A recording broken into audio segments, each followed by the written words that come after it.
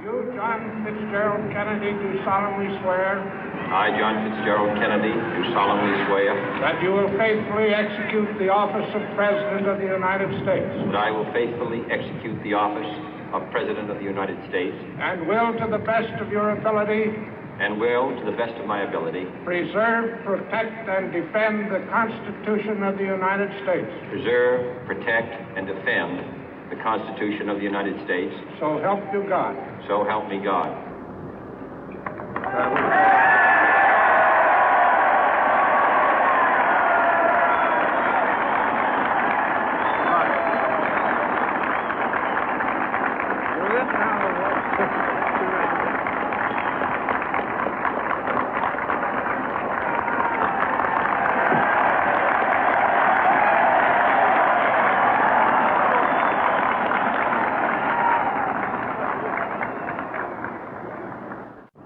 Vice President Johnson, Mr. Speaker, Mr. Chief Justice, President Eisenhower, Vice President Nixon, President Truman, Reverend clergy, fellow citizens.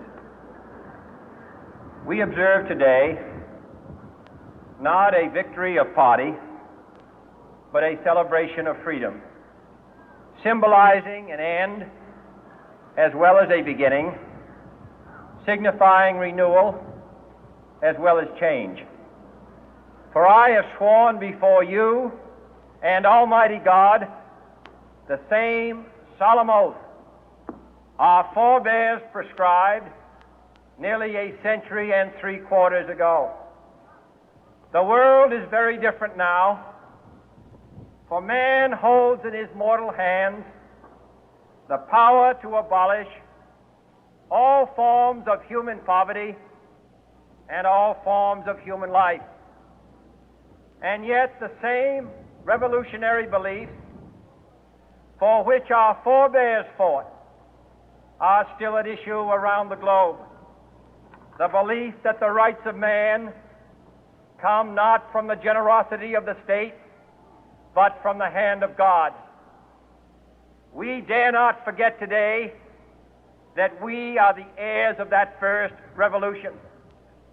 Let the word go forth from this time and place to friend and foe alike that the torch has been passed to a new generation of Americans born in this century, tempered by war, disciplined by a hard and bitter peace, proud of our ancient heritage, and unwilling to witness or permit the slow undoing of those human rights to which this nation has always been committed and to which we are committed today at home and around the world.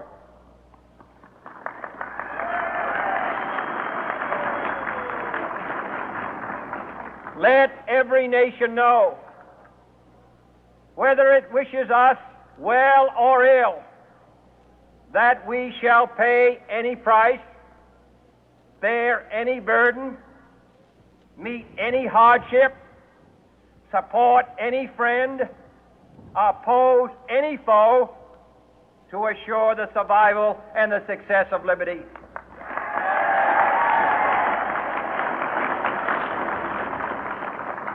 This much we pledge and more. To those old allies whose cultural and spiritual origins we share, we pledge the loyalty of faithful friends. United, there is little we cannot do in a host of cooperative ventures. Divided, there is little we can do, for we dare not meet a powerful challenge at odds and split asunder.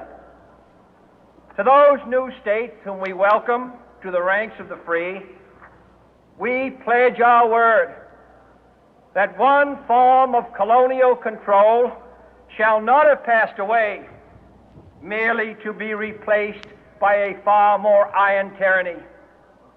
We shall not always expect to find them supporting our view, but we shall always hope to find them strongly supporting their own freedom, and to remember that in the past, those who foolishly sought power by riding the back of the tiger ended up inside.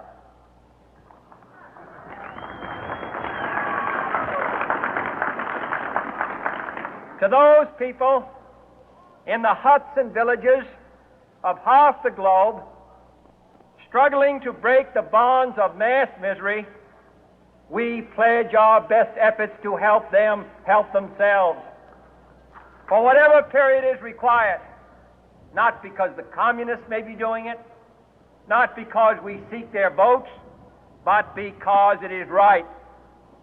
If a free society cannot help the many who are poor, it cannot save the few who are rich.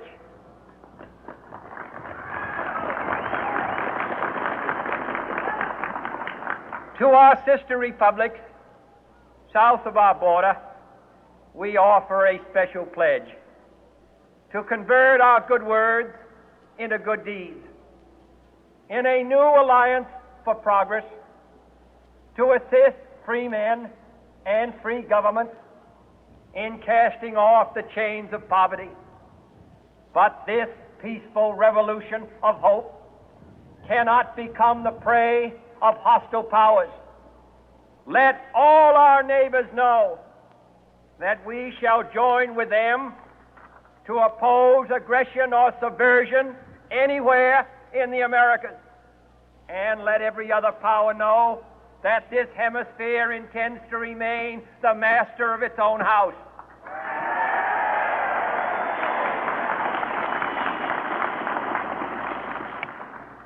To that World Assembly of Sovereign States, the United Nations, our last best hope, in an age where the instruments of war have far outpaced the instruments of peace, we renew our pledge of support to prevent it from becoming merely a forum for invective, to strengthen its shield of the new and the weak, and to enlarge the area in which its writ may run.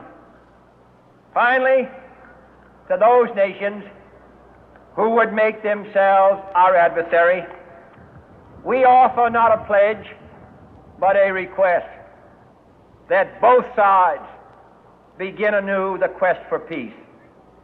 Before the dark powers of destruction, unleashed by science, engulf all humanity in planned or accidental self-destruction, we dare not tempt them with weakness, for only when our arms are sufficient beyond doubt can we be certain beyond doubt that they will never be employed.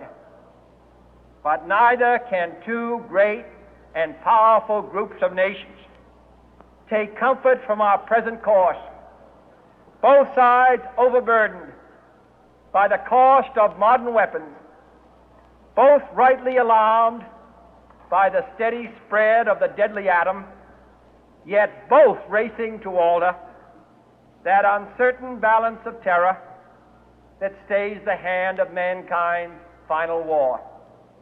So let us begin anew, remembering on both sides that civility is not a sign of weakness, and sincerity is always subject to proof.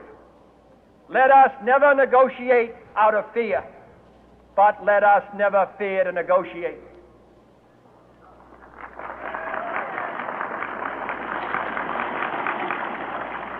Let both sides explore what problems unite us, instead of belaboring those problems which divide us. Let both sides, for the first time, formulate serious and precise proposals for the inspection and control of arms, and bring the absolute power to destroy other nations under the absolute control of all nations.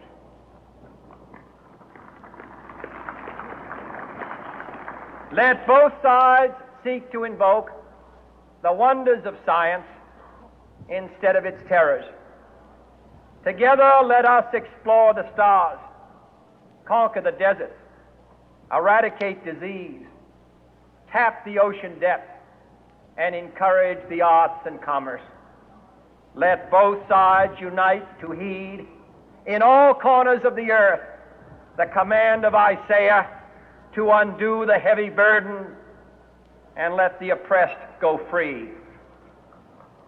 And if a beachhead of cooperation may push back the jungle of suspicion, let both sides join in creating a new endeavor, not a new balance of power, but a new world of law, where the strong are just and the weak secure and the peace preserved.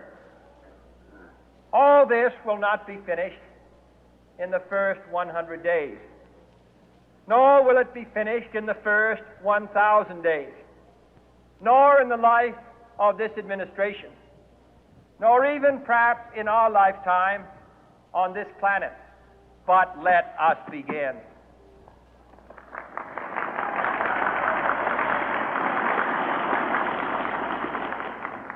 In your hands, my fellow citizens, more than mine, will rest the final success or failure of our course. Since this country was founded, each generation of Americans has been summoned to give testimony to its national loyalty. The graves of young Americans who answered the call to service surround the globe. Now the trumpet summons us again, not as a call to bear arms, though arms we need, not as a call to battle, though in battle we are, but a call to bear the burden of a long twilight struggle, year in and year out, rejoicing in hope, patient in tribulation, a struggle against the common enemies of man, tyranny, poverty, disease, and war itself. Can we forge against these enemies a grand and global alliance, north and south, east and west, that can assure a more fruitful life for all mankind? Will you join in that historic effort?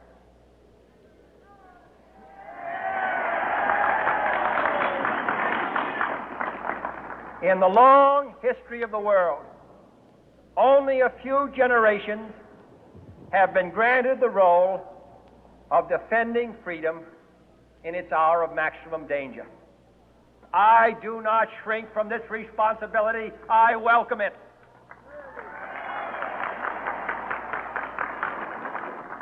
I do not believe that any of us would exchange places with any other people or any other generation. The energy, the faith, the devotion which we bring to this endeavor will light our country and all who serve it. And the glow from that fire can truly light the world. And so, my fellow Americans, ask not what your country can do for you, ask what you can do for your country.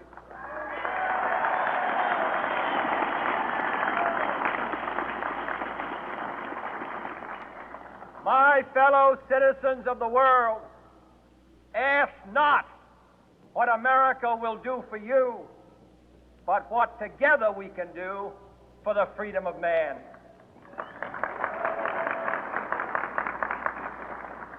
Finally, whether you are citizens of America or citizens of the world, ask of us here the same high standards of strength and sacrifice which we ask of you. With a good conscience, our only sure reward, with history the final judge of our deeds, let us go forth to lead the land we love, asking His blessing and His help, but knowing that here on earth, God's work must truly be our own.